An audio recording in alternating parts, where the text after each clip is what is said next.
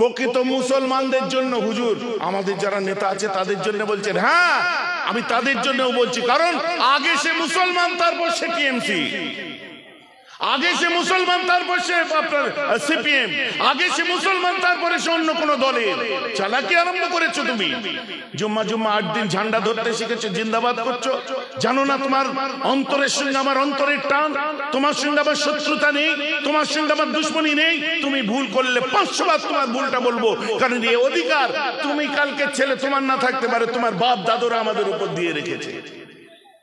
কথা ঠিক বলছি না ভুল বলছি? যে ছেলেটা আপনার আজকে পার্টি করছে, সে পার্টির পরে কানে আগে আজান দিয়েছিল আশহাদু আল্লা ইলাহা ইল্লাল্লাহ, মানে আমি সাক্ষ্য দিচ্ছি আল্লাহ ছাড়া কোনো মাবুদ নেই, ওয়া আশহাদু আন্না মুহাম্মাদার রাসূলুল্লাহ, এবং আমি আরো সাক্ষ্য দিচ্ছি মুহাম্মদ সাল্লাল্লাহু আলাইহি ওয়াসাল্লাম তার রাসূল। অতএব তুমি আমার মুসলমান ভাই, আমি তোমার পীরের আওলাদ। তুমি ভুল করলে 500 বার বলবো। হোয়াটএভার তুমি কোন পার্টি করছো দেখার দরকার নেই। আমি বলবো না তো বলবে কি? এ বলবে না, ও বলবে না, সে বলবে না, এ বললে রাজনৈতিক কালার, ও বললে রাজনৈতিক কালার, এটা বলতে নেই, সেটা বলতে নেই। এই সুযোগে কি করছে শয়তান না মাথায় গোবর ঢুকিয়ে দিচ্ছে, আর ওর ঈমানটা চলে যাচ্ছে। শেষ পর্যন্ত মওতটা ঠিক মতো হচ্ছে না, হারামের মওত হয়ে যাচ্ছে। অতএব সত্য কথা বলতে হবে না, নেই কথা বলতে হবে না।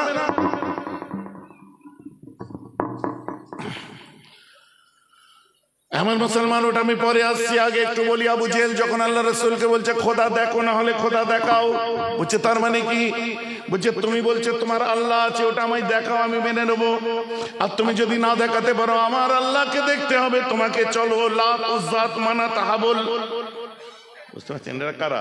আবু জেহেলের খোদা লাত, উজ্জাত, মানাত, হাবল বলে সব দেখতে হবে। চলো, লে খেলা, কি জুলুম।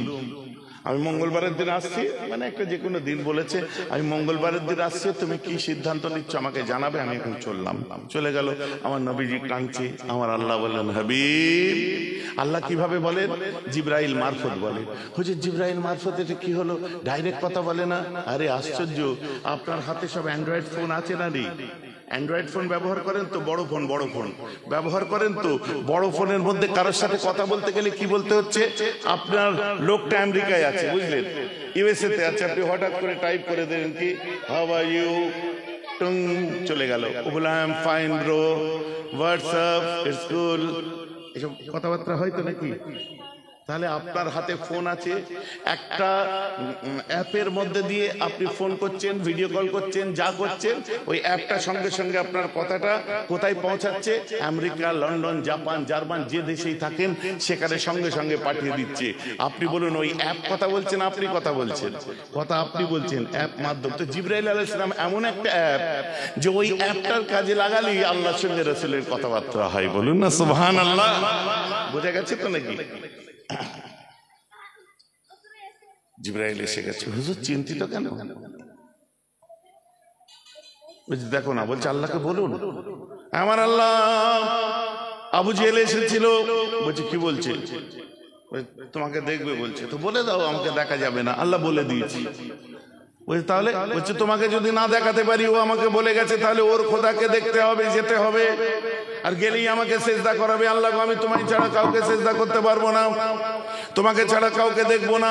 আল্লাহ বলছে মুহাম্মদ যাও, যে ওর খোদাকে দেখে এসো। মুহাম্মদ যাও, যে ওর খোদাকে দেখে এসো। আমার নবী চমকে উঠেছে, আল্লাহ এটা কি বলছেন? আপনাকে ছাড়া আপনার হাবিব কাউকে কোনোদিন দেখবে না, আর আপনি বলছেন ওর খোদাকে দেখতে? Quite impossible. আপনার হাবিবের মওত হয়ে গেলেও পারবে না। না না না, তুমি যাও হাবিব। আমি পারবো না। যাও হাবিব। পারবো না আল্লাহ। হাবিব তুমি ওর খোদাকে দেখতে যাবে, ইটস অ্যান অর্ডার, এটা আমার আদেশ, হুকুম। তুমি লাত, উজ্জাত, মানাত, হাবলকে দেখতে যাবে। আমার নবী কাঁদতে আরম্ভ করে দিয়েছি, আল্লাহ এ কি আদেশ করলেন, এ কি হুকুম করলেন, এটা আমার দ্বারা সম্ভব না। আল্লাহ গো আমি পারবো না খোদা, আল্লাহ গো আমি পারবো না খোদা। না হাবিব তুমি যাবে, এটা আমার হুকুম, তুমি যাবে। আল্লাহকে দেখে ওর খোদাকে দেখতে তুমি যাবে, লাত, উজ্জাত, মানাত, হাবলকে দেখতে যাবে। আমার নবী চুপ। আবু জেহেল কিছুদিন পরে আসলো, এসে বলছে মুহাম্মদ কি চিন্তা করলি? তুমি আমার খোদাকে দেখতে যাবে, নাহলে তোমার খোদা দেখাও, ঝামেলা শেষ। আর আবু জেহেল এত ধূর্তর, জানে ওর আমার আল্লাহকে দেখা যায় না। এখন সেই প্রশ্নে আসি, তাহলে ওই বিজ্ঞানের স্টুডেন্টটা তো বলতে পারে যে আল্লাহকে দেখা যায় না কি? আমি আগে বুঝিয়ে দিয়েছি, তাও আর একটা কথা একটু বুঝিয়ে দিই। আমরা আল্লাহকে দেখিনি, দেখাতে পারি না কেন? আমরা মুসলমান তাই। বলি এটা কোনো যুক্তি হলো? পৃথিবীর বুকে একমাত্র গ্রন্থ যার নাম কোরআন, যাতে এখনো কেউ কলম চালাতে পারে না, যার সত্যতা নিয়ে সারা পৃথিবীর বুকে আজও ডাঙ্কা বাজছে, সেই কোরআন খুলে দেখুন। আল্লাহ বলছেন আলিফ লাম মিম আল্লাহু আ'লামু বিমুরাদিহি। তারপর কি লিখছেন? যালিকাল কিতাবু লা রাইবা ফিহি। It's that testimony no what তারবাক with us remind of 15th century with us পুরা টেক্সট। আল্লাহ বলছেন এটা তো ভুল ত্রুটি দূরের কথা, আমি আল্লাহ বলি আমার কোরআনে কোনো সন্দেহ বলতে নেই। জোরে বলুন সুবহানাল্লাহ। পরে বলছেন হুদাল লিল মুত্তাকিন, ये कुरान मुत्तकीयों के लिए हिदायत है, मुत्तकीদের জন্য হিদায়াত। মুত্তাকি কারা? আল্লাযীনা ইউমিনুনা বিল গায়বি। মুত্তাকি হলো তারা যারা চোখে না দেখে অদৃশ্যে বিশ্বাস করেছে। বলুন সুবহানাল্লাহ। বাস because we are Muslim, that's why we can't show anything of that religious and spiritual side of Islam. কেন না? আমি আল্লাহকেও দেখাতে পারবো না, কোনো আধ্যাত্মিক বা স্পিরিচুয়াল রুহানি জিনিসও তোমায় দেখাতে পারবো না। দ্যাটস হোয়াই আমরা মুসলমান। ক্লিয়ার হয়ে গেছে তো নাকি? যুবকেরা বুঝতে পেরেছেন তো নাকি? খুব সিম্পল ব্যাপার, সাধারণ ব্যাপার। এটা কেমন হলো না? তুই তোর বউকে ভালোবাসিস দেখা, তোর গার্লফ্রেন্ডকে ভালোবাসিস দেখা, আব্বাকে ভালোবাসিস দেখা, মাকে শ্রদ্ধা করিস দেখা, তুই খাচ্ছিস তোকে মজা লেগেছে দেখা। পৃথিবীতে অনেক জিনিস দেখানো যায় না, তা বলে কি সেগুলো উপলব্ধ নয়? বহু জিনিস আছে সেগুলো কি উপলব্ধ নয়, অথচ দেখা যায় না। তো কি হয়েছে? দেখা গেল আর না গেল, তো বুঝতে হবে। এমন মুসলমান খেয়াল করে শুনে রেখে দিন। আবু জেহেল এসেছে, এসে বলছে মোহাম্মদ কি সিদ্ধান্ত নিলে? কই দেখাও সিদ্ধান্ত কি? কি বলছে? আল্লাহ দেখাও নাই, আমারটা দেখবে, চলো। যাবে কিনা? আমার নবী বললেন হ্যাঁ যাবো। আবু জেহেল বাইরে এসে, আমার নবী শুধু বলেছে হ্যাঁ যাব, আবু জেহেল বাইরে এসে আরম্ভ করে দিল, কদরদান মেহরবান দোস্ত ভাই ও বুজুর্গ শুনলো, মোহাম্মদ বলেছে ওর খোদা বলে কেউ নেই, এতদিন যা করেছে সব মিথ্যা। এখন সে নিজের ভুল বুঝতে পেরে অমুক দিনে আমাদের চার্চে গির্জায় আসবে, এসে সে আমাদের পুরনো ধর্ম পালন করবে আর আমাদের খোদাগুলোকে সেদিন সেজদা করবে, দেখতে আসছে মোহাম্মদ, সব শুনে নাও। আমার নবী এত কথা বললেন। এটা সত্য মিথ্যা বলুন না, নবীর হয়ে সাক্ষী দিন না। নবীজি এত কথা বলেছেন কি? তা আবু জেহেল বলছে কেন? হ্যাঁ কেন বলছে বলুন তো? ওর নাম আবু জেহেল, তাই সোজা কথা, উনি নিজে আবু জেহেল। তাই আবু জেহেলের মুখে তো এক্সপেক্ট করা যায়, যেটা নয় সেটা যে রটাচ্ছে, এই রটনা ঘটনা যারা করে, তো তার মধ্যে খাসায়েলে আবু জেহেল আছে, তাই আবু জেহেলের খসরত আছে। তাই জানিস তো ওর মেয়ের কি হয়েছে? ব্যাপার আছে না, মেয়েটার বিয়ে ঠিক হয়েছে, তো বিয়ে ঠিক হয়েছে জানিস নি, বন্ধু বান্ধব না, আপনাদের এখানে এইসব হয় না, ফুরফুরাতে হয়। মেয়ের বিয়ের দেখাশোনা করতে এসেছে হাওড়ার থেকে, আর তাকে বলছে যে হাবড়া থেকে এসেছে। হাওড়া কোথা হাবড়া কোথা, মানে ও যেন ধোঁয়ার গন্ধ না পায়। এদিক থেকে এলে বলে এদিক থেকে, এদিক থেকে বলে এদিক থেকে, কারণ কখন ভাঙিয়ে দেবে কোনো ঠিক নেই। হয় কি হয় না? আপনারা বলেন না হ্যাঁ না, কে বুক ফেটে যাচ্ছে। ডাক্তার বাবু আমার জ্বর এসেছে, ওষুধ দিল ভালো হয়ে গেল। ডাক্তার বাবু আমার গা হাতের ব্যথা, ওষুধ দিল ভালো হয়ে গেল। ডাক্তার বাবু আমার মাথার যন্ত্রণা, ওষুধ দিল ভালো হয়ে গেল। ডাক্তার বাবু আমার চোখ কনকন করে, ওষুধ দিল ঠিক হয়ে গেল, হলো না। ডাক্তার বাবু আমার বুক ধরপড় করে, ওষুধ দিল ঠিক হলো না। ডাক্তারকে যে বলছে আমার সব ঠিক আছে, মাথার ব্যথা গেছে, হাতের ব্যথা গেছে, কিন্তু চোখ কনকন করে আর বুক ধর ধর করে, কনকন করে। বলে কেন? বলছে কোন টাইমটা করে? আমি এত ভালো ওষুধ দিয়েছি, ভালো হয়ে যাওয়ার কথা, কোন টাইমে করে? সকালে, বিকেলে, রাত্রে? তা বলতে পারবো না। ওই পাশের বাড়ির ছেলেটা বুলেট কিনেছে, যখনই চোখে যায় আপনার চড়ে যায়, তখন বুকের মধ্যে ধাক ধাক ধাক ধাক করতে আরম্ভ করে দেয়। বুঝে চোখ কনকন, চোখটাটাই কখন? বলছে ওদের বাড়ির জামাইটা খুব ভালো হয়েছে, দেখলেই চোখ কনকন করে। কেসটা বুঝতে পারছেন কিছু? এই ডাক্তারের বাপ ওষুধ দিতে পারবে? এই ওষুধটা নেওয়ার জন্য একটা জায়গায় যেতে হবে।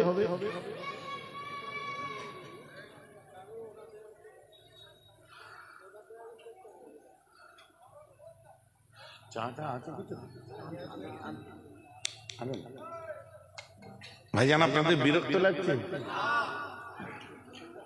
মা বাইরে যারা বসেছেন মাথায় এরা মানে বসবো কি করতে করতে 1 ঘন্টা পার হয়ে গেছে। কিছু লোক ওরা ভাবছে এখনই চলে যাবো, এখনই চলে যাবো। আরে ভাইজান তোমাদের থোড়ি না যেতে দেবে, ইনশাআল্লাহ দাঁড় করিয়েই রেখে দেবো যতক্ষণ থাকবে। কারণ যে কথাগুলো আলোচনা করছি একটু মিলিয়ে দেখো। আমি তো ঘটনা বলছিলাম, তো যেটা বলছিলাম তো আমাদের হিউম্যান নেচার হয়ে গেছে, নিজের দুঃখ করার টাইম নেই। কোরআন বলছে কাদ আফলাহা মান যাক্কাহা, they will succeed who analyse himself, that is the analysation of soul. ওই মানুষগুলো কামিয়াব হয়েছে, সাকসেস হয়েছে কারা? যারা আত্মশুদ্ধির মানুষ হতে পেরেছে। অ্যানালাইজেশন অফ সোল। কাদ আফলাহা মান যাক্কাহা ওয়া যাকারা ইসমা রাব্বিহি। বলেন পরেরটা কি? রাইট, ফাসাল্লা পার্ট বাই পার্ট, একের পর এক এসছে। এসব তাজকিয়ায়ে নফসের আলোচনা পরে হবে। তো ওই মানুষটা এই তাজকিয়ায়ে নফস করার জন্য একটা জায়গায় যেতে হয়। এটা রুহানি ডাক্তার বলে, যেমন শরীর আর রূহ দুটোর সমন্বয়ে মানুষ। তো শরীরের রোগ জ্বর জ্বালা ব্যথা যন্ত্রণা, বুঝতে পারছেন না? আর রুহের রোগ হিংসা বিদ্বেষ অহংকারী তাকাব্বুরি কালোবাজি। আপনার তাকাব্বুরি মানুষের দেখলে চোখ টাটাই, নিজের দুঃখ করার টাইম নেই, অপরের সুখ দেখে দুঃখে বুক ফেটে যাচ্ছে। ও দুতলা বাড়ি দেখে বলছে হারামের কামিয়েছে, কেমন বাড়ি করেছে দেখেছিস? না চাচা, ওর কামাতে যে মাথার ঘাম পায়ে পড়ে গেছে, তুমি হারামের বলতে পারো না? চোখটা বাবা ছেড়ে পার্টিকুলার যখন ওই দিনটা চলে আসে, আমার রাসূল চলে আসলেন, আবু জেহেলের খসলত আমাদের মধ্যে ঢুকালে চলবে না। এক কথাই আবু জেহেল ঠিক দিন মতো এসে যে বলছে মোহাম্মদ চলো আমার খোদাকে দেখবে, চলো। আমার রাসূল আস্তে করে বার হয়েছেন, পাটা নিজের বাড়ি থেকে বার করতে যে আসমানের দিকে তাকিয়ে বলছে আল্লাহ তোমার হাবিবকে তুমি মাফ করে দাও। পারবো না আল্লাহ, তোমাকে ছাড়া কাউকে দেখতে তোমার হাবিব পারবে না আল্লাহ। আপনি কি আপনার হুকুমকে ফিরিয়ে নিতে পারছেন না? আপনার হুকুমকে ফিরিয়ে নিতে পারছেন না আল্লাহ?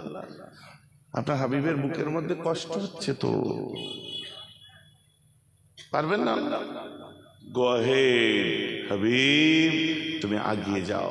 আমার রাসূল আরো এগিয়ে গেল, আবার বলেন গো অ্যাহেড, আরো এগিয়ে যাও।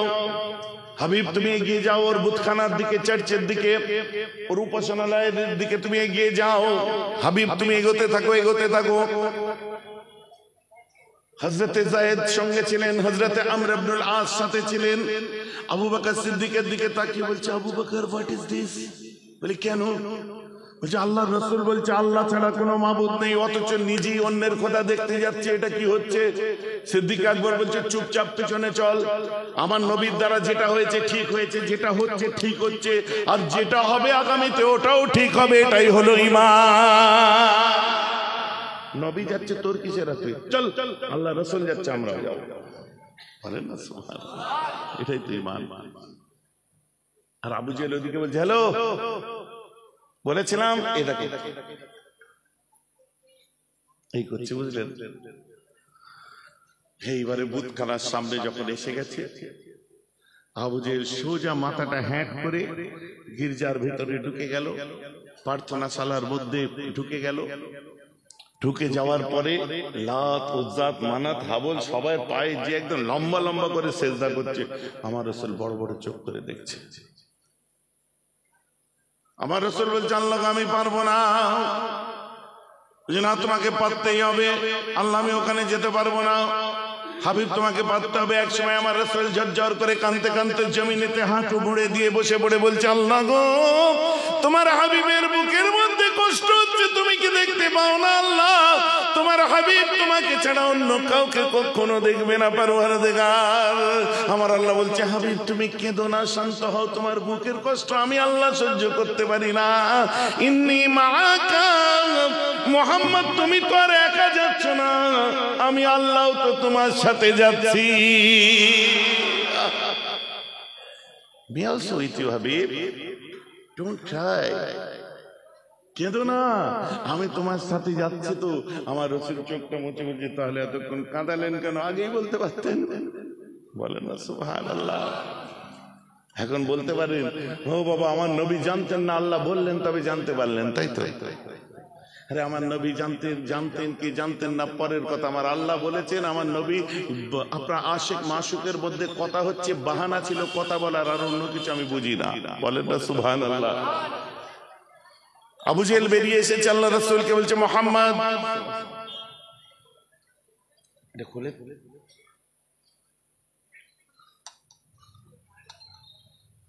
আবু জেহেল বেরিয়ে এসে বলছে মুহাম্মদ, ইউ আর ফিনিশ, তুমি শেষ, ইউ আর ফিনিশ হাবিব।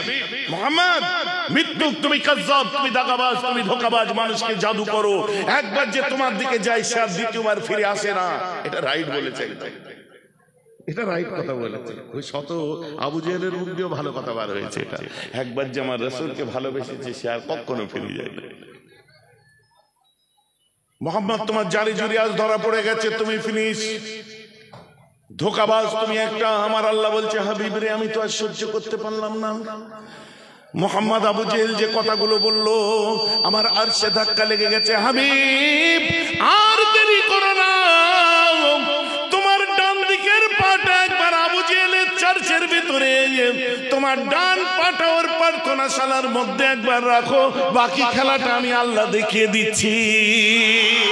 এই বলা মাত্রই আমার রাসূল নিজের ডান কদমটা নিয়ে যখন ওই যে চার্চের ভিতরে, গির্জার ভিতরে রাখে, লাতুজাত হাবলের সামনে যখন পাটা বাড়ি আগে যায়, কাবার রহিবারকে কপাল থেকে একটা আলো, বিদ্যুতের মতো আলো চমকে ওঠে। কিতাবটা খুলে দেখুন যে আবু জেহেল তার খোদাগুলোকে সিজদা করেছিল, আবু জেহেলের খোদাগুলো পা থেকে ভেঙে ভেঙে আমার রাসূলের কদমে সিজদায় পড়ে যায়। বলেন না সুবহানাল্লাহ। আমার রাসূল বলছে আল্লাহ বলছে, হ্যাঁ হাবিব, তোমার কষ্ট, তোমার বেইজ্জতি তোমার আল্লাহ সহ্য করতে পারে না। ১৫০০ মুসলমান এই বিশ্ব থেকে মুসলমান হয়েছিল, তলোয়ার দিয়ে নয়। Mister Davenport the apology for মুহাম্মাদের মধ্যে লিখছেন, we must recognise that the spread of Islam not won by victory of sword but spread by the magic of his personality and wonderful eloquence. খুলুন বইটা দেখতে পাবেন। একজন খ্রিস্টান মানুষ বলেছে, কে বলেছে ইসলাম তলোয়ারের সন্ত্রাস দ্বারা পৃথিবীতে যে বিজয় লাভ করেছে? না না, আজ সত্যের অপলাপ করো না, মুহাম্মাদের বদনাম করে সত্যের অপলাপ করবে না। আমি খ্রিস্টান হয়ে আজকে উই মাস্ট রিকগনাইজ, আমরা আজকে বার করতে পেরেছি কি সত্যিকারের ইসলাম তলোয়ারের সন্ত্রাস দ্বারা আসেনি।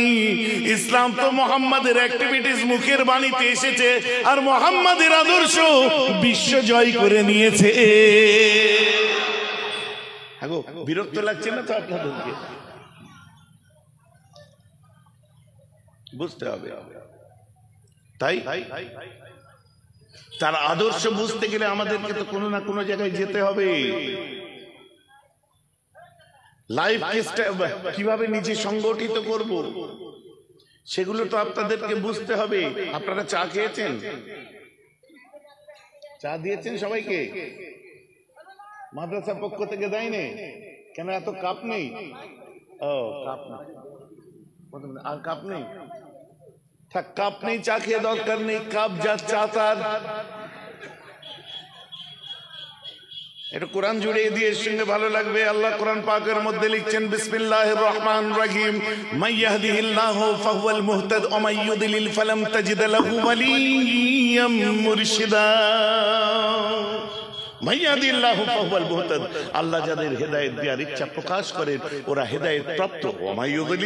আর যাদের গুমরাহ করবে মনে করে, মোটিভেশন নামাজি হতে পারে, রোজাদার হতে পারে, যা কিছু করুক, আল্লাহ ভাবছে ওকে গুমরাহ করবে। আল্লাহ কি বলছে, আমি যাকে গুমরাহ করব মনে করি তার জন্য কি ফালান তাজিদা, লাম তাকিদ, বানুনে তাকিদ, এখানে দুটো ফালা তাজিদা লিখে হয়নি, ফালান তাজিদা। আমি যাকে গুমরাহ করব মনে করি, ফালান তাজিদা, সে কখনো খুঁজে পাবে না কাদের? ওয়ালিয়া মুর্শিদা, ওকে গুমরাহ করব বলে ও কোনোদিন ওলি বা মুর্শিদ খুঁজে পাবে না। আর আল্লাহ যাদের হেদায়েত দেবেন মনে করেন তারা ওলি পাবে, মুর্শিদ পাবে। বলেন না সুবহানাল্লাহ। কি বোঝা গেল? কাব যার, জোরে বলুন, চা তার, ওলি মুর্শিদ যার, হেদায়েত তার। বলেন সুবহানাল্লাহ। এমডি বসিয়াট আল্লামা রাহমাতুল্লাহ আলাইহি মুজাদ্দিদে জামানের দরবারে অত সময় দেয়নি, চব্বুকা ছিল না। এমনি আপনার মাওলানা তাহির সাহেব দেওবন্দের বাঁকড়াই মাদ্রাসা আছে, ওনার ছেলে চালান। এমনি আসাদ মাদানী রহমাতুল্লাহর কাছে অত সময় দেয়নি, এমনি বায়াত হয়নি। এমনি রশিদ আহমেদ গাঙ্গুহি সাহেব, হাজী ইমদাদুল্লাহ মুহাজির বাক্কি সাহেবের কাছে বায়াত হয়ে সময় দেয়নি। আজকে দেওবন্দিদের নাম ভাঙাচ্ছ খচ্চর মলি সাহেব, কি কমনে চুরি করে এসে তুমি স্টেজে উঠে বক্তব্য দিচ্ছ। অতএব পীর মুরিদি সিস্টেম সব জায়গায় ছিল, আজকে তুমি লাপালে হবে না। কালকে তোমার মুখ দিয়ে বেরোবে আমার বাপও পীর, কিন্তু কেউ মানবে না, কারণ তোমার আখলাকের জন্য। তোমার আব্বা ভালো মানুষ হলেও তাকে মানুষ পছন্দ করবে না, তোমার জন্য সে লজ্জিত হচ্ছে। ভাইজান কথা বুঝতে পারছেন? আর তুমি এত বড় মাপের মানুষ এখনো হতে পারোনি। এই ইদানিং মানুষ একটু নারে তাকবীর করছে, সালাম দিচ্ছে, একটুখানি বক্তব্য শুনে লাইক মাইক মেরে দিচ্ছে, মানে বিশাল ব্যাপার ভেবো না। এবার ক্যামেরাটা ঘুরাও তো, ওদিকে দেখে নাও তো প্যান্ডেল কোথায় আর লোকজন কোথায়, সব পালিয়ে চলে গেছে। ইউটিউবার গুলোকে বলি একটা ঘুরিয়ে দেখিয়ে দাও, নমুনা দেখতে পাবে। আর এদের আমি কেবল দেখতে পাই খালি বক্তব্য শুনছে, যে বক্তৃতা দিচ্ছে কেবলমাত্র তারই মুখ দেখা যাচ্ছে, শ্রোতা জীবনে দেখা যায় না। বুঝতে পারছো না?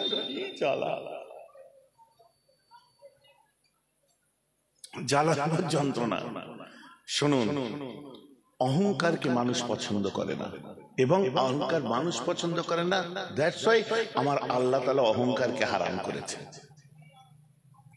কথা বুঝতে পারছেন কি পারছেন না? আল্লাহ তাআলা আমাদেরকে যাই দিক নাই দিক, আপনারা যখন যাব বলেন, আপনারা যখন ফুরফুরা শরীফে যাব বলেন, ইসাক আসছে জিজ্ঞাসা করে নেবেন জানাব পীরজাদা ইসাক সিদ্দিকী সাহেব। আমার ছোট ভাই বলে আমি একটু নাম ধরে নিই, বুঝলেন? আর আমার সব ভাইগুলো আমার আবার খুব মহব্বতের, সব ভাইরা খুবই মহব্বতের। আব্বাস বলেন, নওশাদ বলেন, ইসাক বলেন, জুনায়েদ বলেন, আসিফুল্লাহ বলেন, আবার কারো নাম বাদ দিল ভাইজান আমি ভালোবাসি না, এরকম ভাই। I love all of them my brothers, সবাইকে আমি ভালোবাসি। তোমার বড় ভাইজান যতদিন থাকবে আমার ভাইদের জন্য দোয়া করতে থাকবে, তাদের গায়ে লোমে আঁচ আসতে দেবে না। আমার বাড়িতে মাস্টার আছে, বড় পরিবার, ডাক্তার আপনার মাস্টার আছে, চাকরিজীবী আছে, আমার বাড়িতে ইঞ্জিনিয়ার আছে, এমএলএ আছে, বড় পরিবার সব আছে। কথা বুঝতে পারছেন? থাকতে পারে না। তোমরা চার ভাই, চারটে আপনার প্রফেশন আছে, কারো দোকান আছে, কেউ চাকরি করে, কেউ অমতি করে, চার ভাই। তো আমার 65টা ভাই, এক একটা প্রফেশন থাকতে পারে না? ইদবান সিদ্দিকী আমার বংশের সব থেকে বড় ভাই আমাদের, যে জানেন জনাব মরহুম মগফুর আব্দুল গফুর রহমাতুল্লাহি আলাইহি, আমার বড় ভাই।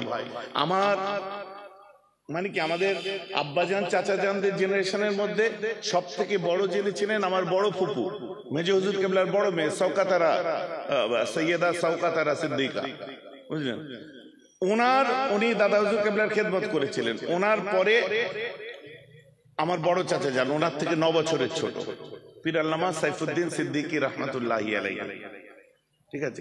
তারপরে আমার মেজো চাচাজান পীর আল্লামা কুতুবউদ্দিন সিদ্দিকী। তো আমার কথা হচ্ছে, যেমন বংশের মধ্যে সব থেকে বড় ছিলেন ছেলেদের মধ্যে আমার বড় চাচা, তো আমাদের এই ভাই যার দেখছেন আমাদের মানে এই জেনারেশনের সব থেকে বড় হচ্ছে আব্দুল গফুর সিদ্দিকী সাহেব, মাত্র 22 বছর বয়সে ইন্তেকাল করেছিলেন। আর তার একটা ফুটফুটে সোনার ময়নাকে দুনিয়ায় রেখে গেছিলেন। আর আমাদের ভাবিজান, আমার চাচাজান বলেছিলেন, মা তোর বিবাহ শাদী আমি দিই, তুই তো জওয়ান, তোর তো এখন বয়স কম। ভাবি তখন 18 বছর 19 বছর বয়স হবে, কি তখন 16-17 বছর বয়স। ভাবিজান বলেছিলেন যে আমি ওনার মহব্বত কোনোদিন ভুলতে পারবো না। বলেন না সুবহানাল্লাহ? ওনার মহব্বতকে আমি কারোর সঙ্গে ভাগ করতে পারবো না। তো ভাবিজানের আল্লাহ হায়াত দারাজ করুক। আর সেই ছেলে আপনারা অনেকে দেখেন, বুঝতে পেরেছেন, দেখলে বুঝতে পারবেন, বিএড করেছে, এমএড, আপনার মাস্টার্স করেছে, বিএড করেছে। যেমন এইদিকে আপনার ইলমে তাসাউফের দিকে যেমন জ্ঞান রাখে, কিন্তু স্টেজে উঠে ওয়াজ করে না। সে আপনার অনেক বড় একটা চাকরি পেয়েছে গভর্নমেন্টেরই আর কি, মানে অধ্যাপনা, আপনার সম্ভবত কোন একটা স্কুলে মানে চাকরি করছে, সরকারি চাকরি, এবং এক চান্সে পেয়েছে, কম্পিটিশনে গেছে, পেয়েছে। তো এক কথায় আমার বাড়িতে তো সরকারি মাস্টারও আছে। বড় পরিবার হতে পারে, এত সংকীর্ণ ভাবে দেখার কিচ্ছু নেই।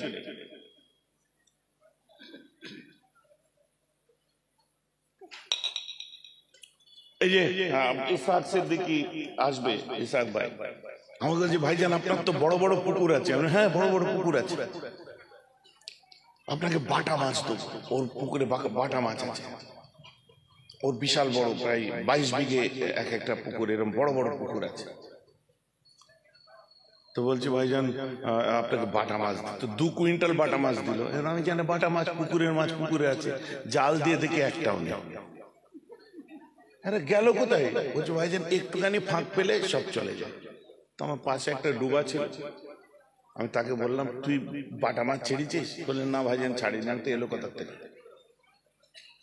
বুঝে, আপনি তুলে নেন না, কোনো ব্যাপার না। আমি, না থাক, তোরটাই থাক, তোর হলেই আমার হবে, পাড়া প্রতিবেশী সব আপন জন। তো আমি যেটা বোঝাবার চেষ্টা করছি, মন খারাপ করবেন না, ব্রড মাইন্ডের হন, বড় মানসিকতা, বড় মনের মানুষ হন। তো যেটা বলছিলাম, তো আল্লাহ রসুলের জমানা থেকে এখন পর্যন্ত এই চ্যালেঞ্জ আমার নবী নিয়েছে। তো আমার রসুলকে যখন সব অত্যাচার করতে আরম্ভ করলো, কেউ মানলো না, তখন আমার রসুল কি করলেন, মক্কা থেকে অনেক দূর, প্রায় 120 কিলোমিটার দূর তায়েফ, আপনাদের দোয়ায় আমি ঘুরে এসেছি। তো তায়েফের মানুষরা না আজও পর্যন্ত একটা অপরাধ বোধ কাজ করে তাদের মধ্যে। খুব ইন্টারেস্টিং ব্যাপার কি, যে ভাইজান তায়েফ বলতেই জানে আমরা নবীকে মেরেছি, সেই বংশের ছেলে আমরা। কি হয়েছে এই ধরনের বলছো কেন? তো তারা এত ভালো এবং এত মানুষের খেদমত করে।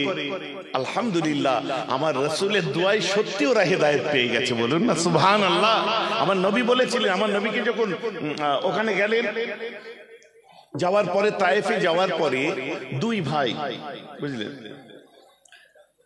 তাদের বাড়িতে আমার নবীজি যে উঠলেন, ওঠার পরে বললেন, দেখো আল্লাহ এক আর আমি তার রসুল, এটা তোমরা মেনে নাও। বলছে, এটা মানা সম্ভব নয়। ভাই যখন মানলে না, 5 কান করো না। আর ওই বাড়ির একটা বউ ছিল কুফারে কুরাইশ মক্কার, সে একদম 5 কান করে দিল, বাচ্চারা মারলো, পিঠ ফেটিয়ে দিল। যায়েদ বিন হারেসা আমার রাসূলের সাথে, বুঝতে পারছেন তো নাকি, যায়েদ বিন হারেসা আমার রাসূলের সাথে কি মার আমার নবীকে মারলো। এত মার মারলেন, রক্ত ঝরে যাচ্ছে, বালির সঙ্গে জুতো জড়িয়ে গেছে, হাঁটছেন জুতো বালির সাথে জড়িয়ে গেছে। পাহাড়ের ফেরেশতা আল্লাহ রাসূলের কাছে এসে বলছে, রাসূল একবার হুকুম দেন, এদিকে 150 কিলোমিটার পাহাড়, এদিকে 150 কিলোমিটার পাহাড়, just order, just an order please, একটা হুকুম আমাকে দিন। বলে কি, আমি 2টো চেপে ওদের মেরে দেবো, 2টো পাহাড়কে আমি এক জায়গায় করে দেবো। আল্লাহ রাসূল বললেন, না, मैं तो रहमत बन के आए हैं, বলুন না সুবহানাল্লাহ। কি ওরা আমাকে চিনতে পারেনি, তাই করছে। আল্লাহ ওদেরকে হেদায়েত দান করুক। তো এত মধুর হেদায়েত আল্লাহ দিয়েছে, বংশকে বংশ, তাদের কথাবার্তা, তাদের ব্যবহারে জান জুড়িয়ে যায় আল্লাহ রাসূলের দোয়ায়। আমার রাসূল কোন রকমে ওইখান থেকে আসলেন, সেখান থেকে বার হয়ে একটা খেজুরের বাগান দেখতে পেলেন, মাফ করবেন, একটা আঙ্গুরের বাগান দেখতে পেলেন। ওই আঙ্গুর বাগানের মধ্যে আল্লাহ রাসূল যে ঢুকে যায়। কোথায়?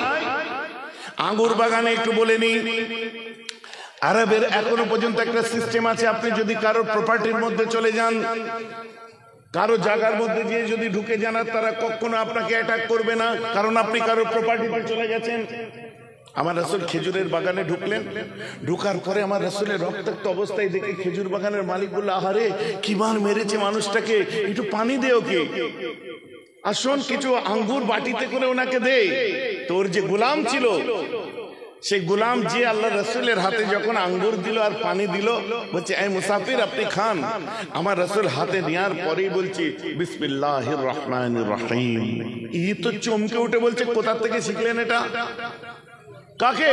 আমার রসুলকে। ওই গোলামটা বলছে, মানে ওই বাগানের মালিক যে বিসমিল্লাহ আপনি কোথা থেকে শিখলেন? একটা জিনিস বলে দিই, এগুলো আলিম ওলামারা খুব কম আলোচনা করে, দেখবেন খুব ডিপ রিসার্চ।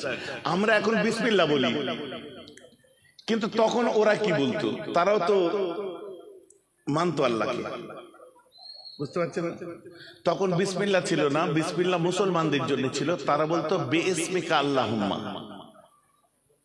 বেইসমিকা আল্লাহুম্মা, এটা বলে চালাতো তারা। এই কনসেপ্ট ক্লিয়ার করার অনেক গভীর জায়গা আছে। তারা আল্লাহ মানতো, কিরকম মানতো, কেন তারা কাফের হলো, এইসব অনেক পরে আলোচনা। আমার রাসূল বিসমিল্লাহ বলছে দেখে ওই গোলামটা চমকে উঠে বলছে এই ভাষা তুমি কোথা থেকে শিখলে? বলে কেন? বলছে আমাদের ভাষা ওটা। বলছে তুমি কে, কোথায় বাড়ি? বলছে আমার নিনিয়ানে বাড়ি। নিনিয়ান শহরটার নাম হলো নিনিয়ান। বাকশাস নদী নাম শুনেছেন আপনারা? ইসলামকে বুঝতে গেলে ইসলামের ভৌগোলিক দিককে আগে বুঝতে হবে, বুঝলেন? এসব পরে বিস্তারিত আলোচনা হবে। বলছে আমার নিনিয়ান শহরে বাড়ি। বলছে আমার ভাইয়ের, আমার নবীজি বলছেন আমার ভাইয়ের বাড়ি তো নিনিয়ানে। বলছে আপনার ভাইকে? বলছে সে আজকে আর দুনিয়ায় নেই, তবে তুমি ইউনুস নবীর দেশের মানুষ। আহা, বলুন না সুবহানাল্লাহ। বলছে হ্যাঁ আমি তো ওনারই উম্মত। আপনি কে? বলছে ওটা আমার ভাই ছিল, উনিও নবী আমিও নবী। বলছে বুঝলাম না ঠিক। বলছে আমি আখেরি নবী। বলছে চাদরটা সরান তো, আপনার কাঁধে কিছু আছে নাকি দেখবো। সরিয়ে দেখে আপনার কাঁধে কি কিছু আছে? আপনি কি আপনার কি বলে খেজুরের দেশে ভ্রমণ করে চলে যাবেন? আপনি কি মক্কা সম্ভ্রান্ত কুরাইশ পরিবারে জন্ম নিয়েছেন? আপনার খানদান থেকে কি কাবার মুতল্লি কেউ আছে? আপনি কি বিধবার বাড়িতে জন্ম নিয়েছেন? আহা, বলুন না সুবহানাল্লাহ। আমার নবী কাঁদছেন। সত্যি আমার রাসূল তো বিধবার ঘরে জন্ম নিয়েছে। আর আমার নবী যখন জন্ম দিল তখন একটা ইহুদি, মাফ করবেন আপনার, তখন একটা ঈসাই পাদ্রী, আপনার তওরাত ইনজিলের বড় আলেম, হাত পা ছুঁড়ে কান্নাকাটি করেছিল। কেন জানেন? নবী জন্মেছে আনন্দে নয়, দুঃখে। কেন দুঃখ কিসে? সেও তো মুসলমান ছিল, তওরাত ইনজিল মানত। ঈসা নবীর উম্মত কাঁদছে কেন? না, তার কান্নার কারণ যে তারা ভেবেছিল যত নবী এসছে সব বনি ইসরাইলের মধ্যে এসছে। ইব্রাহিম নবীর দুটো ছেলে, একটা হচ্ছে ইসরাইল আলাইহিস সালাম, ইসরাইল আলাইহিস সালাম থেকে ইসরাইল, এই যে লড়াই চলছে, বুঝতে পারছেন তো? আর একটা ছেলের নাম ছিল ইসমাইল। যত নবী এসেছে সব ইসরাইল আলাইহিস সালাম, ইসরাইল আলাইহিস সালামের বংশে এসেছে, বনি ইসরাইল তাই বলা হয়। আর একটাই নবী জন্মেছিল ইসমাইল আলাইহিস সালামের বংশে, সেটা আমার নবী, সব নবীদের সরদার হয়ে গেছে। বলুন না সুবহানাল্লাহ। বলবেন ভাইজান তাহলে ওরা ইসরাইলি, যদি ওরা তো মুসলমান, রাইট? ইহুদিরা পরবর্তীতে তারা যখন তাহরিফ করেছে, অস্বীকার করেছে, অমান্য করেছে, তওরাত আপনার ইনজিলের বাইরে চলেছে, জবুরের বাইরে চলেছে, তাওরাতের বাইরে চলেছে, তখন তারা দাউদ আলাইহিস সালামের উপরে এসেছিল কি জবুরকে যখন তারা অস্বীকার করে, তখন তো তারা আর মুসলমান থাকে না, তখন তারা ইসরাইলি হয়ে যায়। তখন তারা কোরআন তাদেরকে আপনার অস্বীকৃত বলে ঘোষণা করে দেয়। অতএব হ্যাঁ, বাইতুল মুকাদ্দাস তাদেরও ছিল, কারণ তারা যে তখন মুসলমান ছিল। আর এখন অস্বীকৃত তারা, তাদের স্বীকৃতি নেই, তারা দেশ থেকে বেরিয়ে গেছে। এখন যারা আছে তারা তো মাইগ্রেন্ট, অন্য দেশ থেকে আইপিএল খেলাতে এনেছে তাদের। আইপিএল ক্রিকেট নয়, ইন্ডিয়া পাকিস্তান মধ্যে লড়িয়ে দিয়ে গেল লন্ডন, মানে ব্রিটিশ মাথা মারা, তাও ওখানেও আছে ইসরায়েল প্যালেস্টাইন, এন্ড লড়িয়ে দিল কারা? লন্ডন। সেটা এখনকার যে ইতিহাস চলছে 200-250 বছরের, বুঝতে পেরেছেন? এসব আলোচনা পরে হবে, বুঝাবার জন্য বলছি। তো ওই আলেমের, আমি জানি আমার এই বক্তব্য অনেকে দিতে পারবেন না, আমি জানি, ড্যাম শিওর, কারণ এত ভজঘট জড়ানো আলোচনা মাথায় ঢুকবে না। কি আমার কথা বুঝতে পারছেন তো নাকি? যতটুকু আসছে আমি ক্লিয়ার করে দিচ্ছি, এগুলো নিয়ে কোনোদিন বসতে হবে। আর এটা 1 ঘন্টা 2 ঘন্টায় বলছি বলে ভাববেন না, এটা খুব ডিপ রিসার্চ, অনেক কষ্ট। এই যে বলছি, মাথায় কত চাপ পড়ছে জানেন? অনেক চাপ পড়ছে আমাকে নিজেকে মানে পুরো প্রজেক্টটা তৈরি করে আপনাদের সামনে দিতে হচ্ছে, এটা বুঝতে হবে তো প্রথমে। হ্যাঁ, নিনিয়ান শহরে বাড়ি। বলছে হ্যাঁ, বলছে আপনি, আমার নবীজি তখন কাঁদছে, মানে হ্যাঁ গো, আপনার কাঁদটা আমি একবার দেখবো। দেখেছে, দেখার পরে বলছে কলমা পড়িয়ে আমাকে মুসলমান করে দেন। বলুন না সুবহানাল্লাহ। বলছে আপনি আখিরি নবী, এটা আমাদের কিতাবে আমি পড়েছি। আম্মা জান খাদিজার ক্ষেত্রে কি না, আর বাড়াবো না, এইভাবেই বেড়ে যাচ্ছে, বুঝতে পেরেছেন?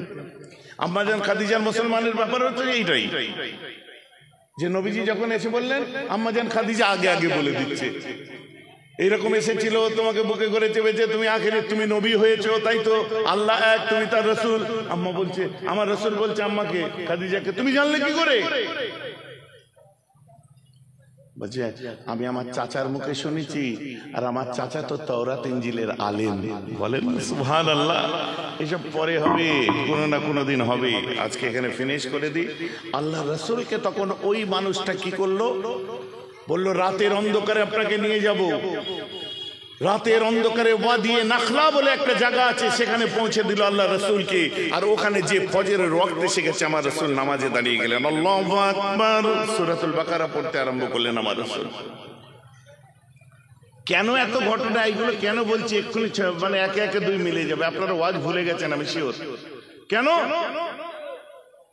ওয়াদিয়ে নাখলার মধ্যে যখন আমার রাসূল নামাজে দাঁড়ালেন, ওই সময় এই 20 জন জিন,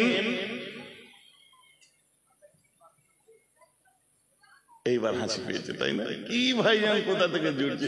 এই যে দুনিয়া পরিক্রমা করতে এলো, কেন আকাশে উঠে যাচ্ছে না, আসমানি কিতাব এসেছে আর নবী এসেছে। ওই 40 বছর ধরে জিনগুলো ঘুরতে ঘুরতে যখন ওয়াদিয়ে নাখলার উপর দিয়ে যাচ্ছে, এদের কানে কিছু আওয়াজ আসলো, ওরা নেমে আসলো, দেখে একজন দাঁড়িয়ে আছে, পেছনে একজন দাঁড়িয়ে আছে। জিনেরাও তার পিছনে যে দাঁড়ালো, সে মানুষটা রুকু করছে, জিনেরাও করলো, সিজদা করছে, তারাও করলো। করার পরে বলছে এটা কি পড়ছিলেন? আমার নবী বলছে এটা আসমানি কিতাব। আপনি কে? বলছি আমি আল্লাহর নবী। বলছে নাশহাদু আন্নাকা রাসূলুন, আমরাও সাক্ষী দিচ্ছি আপনি আল্লাহর নবী। এটা আকাশ থেকে খবর এসেছে, আর এটা আসমানি কিতাব, আমাদের কলমা পড়িয়ে মুসলমান করুন। পৃথিবীর মধ্যে প্রথম জিন মুসলমান হয়েছিল ওয়াদিয়ে নাখলার মধ্যে, ইয়ামানের নাসিবাইন শহরের জিন। তারা জোরে বলেন সুবহানাল্লাহ।